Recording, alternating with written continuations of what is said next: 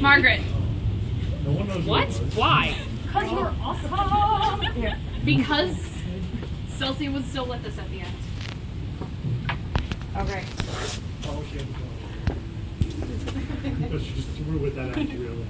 Let's see what happens. There we go.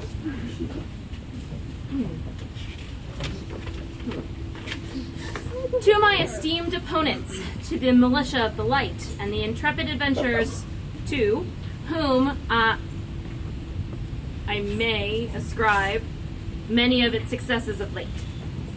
I shall not mince words. Your victory over adversity this day has fascinated me, even impressed me. The challenges you faced were great, and the consequences for even a single misstep would have come at a greater cost than you realized. With every word you spoke, every decision you made, every swing of your sword, the lives and loyalties of those around you hung in the balance. The fact that you remain united in spite of the trials you have overcome is worthy not only of my attention but of my respect. I saw in the beginning a virgin squadron, a ragtag assortment of men and women, under the command of a bright-eyed young inheritor to an illustrious family name.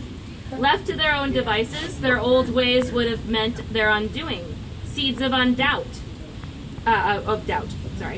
in each other and even themselves, would sow naught but death and betrayal. Yet, there was one component that changed all of that.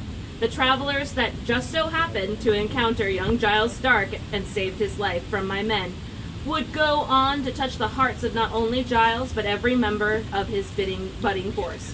You helped young Master Stark realize his potential, allowing him to become the warrior he always wished to be.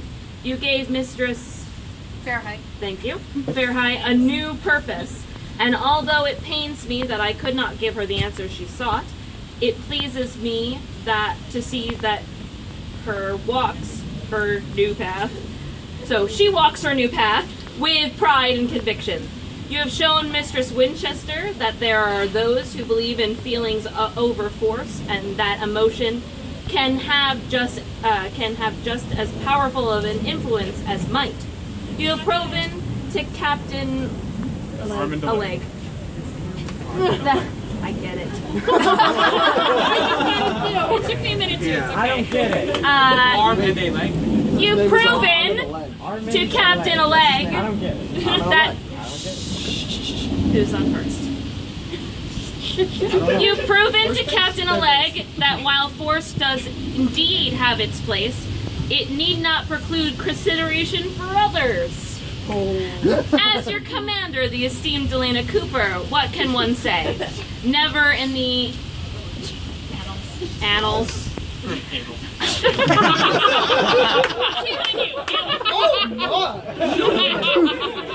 Never in the halls of military history has there been a commander so terribly lacking. I disagree. Backhanded compliment. Yet she commands the love, respect, and loyalty of allies old and new. Perhaps without knowing it, you have guided her to the truth. It is family, not a family name, that makes a great warrior.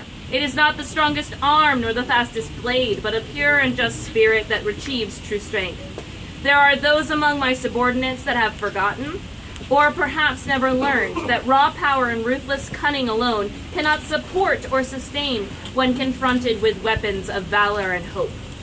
It is this sentiment that I would ask Master Giles to consider during his imprisonment.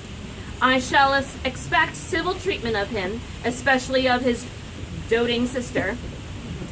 I consider him a dear friend.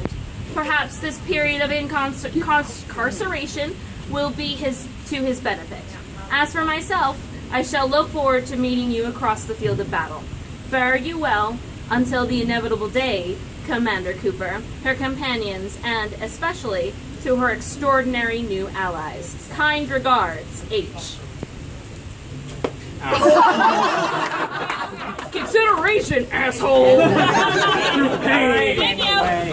Also, the T's in this font are really crappy. Sorry.